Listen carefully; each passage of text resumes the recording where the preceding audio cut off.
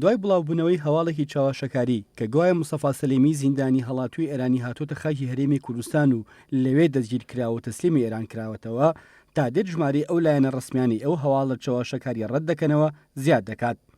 کەناڵی تشک لەگەیەکێک لە گەشتەکانی هەواڵەکانیدا بڵاوی کردەوە سزای لە سێدارەدانی مستەفا سەلیمی لە زیندانی سەقز جێبەجێ کراوە و ئەو کەناڵە لە راپۆرتێکیدا بڵاوی کردەوە بە پێی وتەی ڕۆژنامەنووسان و چالاکوانانی کورد مستەفا سەلیمی پاش هەڵاتنی لە گرتوخانە لە شاری سەقز لە سنووری بانە دەستگیر کراوەتەوە و دواتر سزای لە سێدارەکەی جێبەجێ کراوە. بەڕێوەبەرەتی ئاسایشی سلێمانی لە ڕاگەیەندراوێکیدا بڵاوی کردەوە کەسێک بە ناوی عەلی جوانمەردی هەواڵێکی چاوەشەکاری بڵاو کردوێتەوە و هەوڵی داوە ناوبانگی ئاسایشی هەرێم لەکەدار بکات و تۆمەتێکی ناڕەوا بۆ هێزەکانی ئاسایش لە سنووری پێنجوێن دروست بکات. بەڕێوەبەرەتی ئاسایشی پارێزگای سلێمانی ئەوەشی ڕاگەیاندووە هیچ داتایەک بە ناوی مستەفا سەلیمی لە ناو تۆماری ئاسایشی سلێمانی و نشینگە و دەواازە سنوورەکان بەردەست نییە.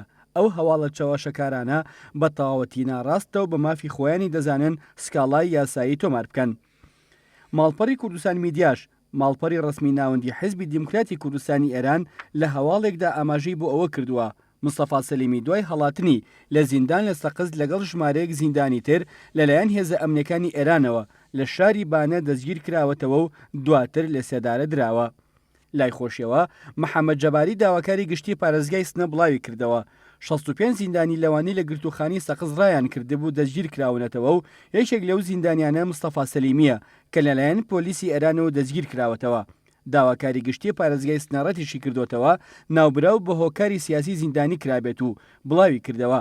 سەلیمی چەند تاوانێکی ئەنجام داوە و دادگا سزای 17 ساڵ زیندانی کردن و فەرمانی لە سێدارەدانی بەسەردا سەپاندووە. هاوکات نازم دەباغ نوێنەری حکوومەتی هەرێمی کوردستان لە تاران لە ڕوونکردنەوەیەکدا بڵاوی کردەوە هەواڵی تەسلیمکردنەوەی مستەفا سەلیمی بە ئێران دوورە لە ڕاستی و ئەو کەسە بە هیچ شێوەیەک نەهاتۆتە ناوخاکی هەرێمی کوردستانەوە. نازم دەباغ ڕاشی گەیاندووە ئەم هەواڵە ناڕاستانە بە ئامانجی شکاندنی شکۆی هەرێمی کوردستان و یەکێتی نیشتیمانی کوردستان بڵاو دەکرێنەوە و دوورە لە هەموو بنەماکانی مافی مرۆڤ و ڕێزگرتن لە ژیانی ئینسانی. هاوکات سران عەبدوڵڵا ئەندامی سەرکردایەتی یەکێتی نیشتیمانی کوردستان لە دیدارێکدا لەگەڵ سۆشیال میدیای کوردستانی نوێ ڕاستیەکان لەباری هۆکار و ئامانجی ئەو هێرشە ناڕەوایانە دەخاتە ڕوو کە بەردەوام یەکێتی نیشتیمانی کوردستانی تێدا دەکرێنە ئامانج. سران عەبدوڵڵا لە دیدارەکەدا ڕایگەیاند خەبات بۆ گەلی کوردستان بەڕێگەی هاوپەیمانەتی لەگەڵ یەکێتی نیشتیمانی کوردستاندا تێدەپەڕێت نەک بەڕێگەی دژایەتی و هاتنە خوارەوە بە سەرجۆلایکی یەکێتیدا. لە بەشێکی تری ئەو دیدارەدا سران عەبدوڵڵا وتی بۆ وەڵامدانەوەی ئەو درۆ و چاواشەکارانەی کە لە دژی یەکێتی بڵاو دەکرێنەوە یەکێتی تەنها پێویستی بە خستنە ڕووی ڕاستیەکانە.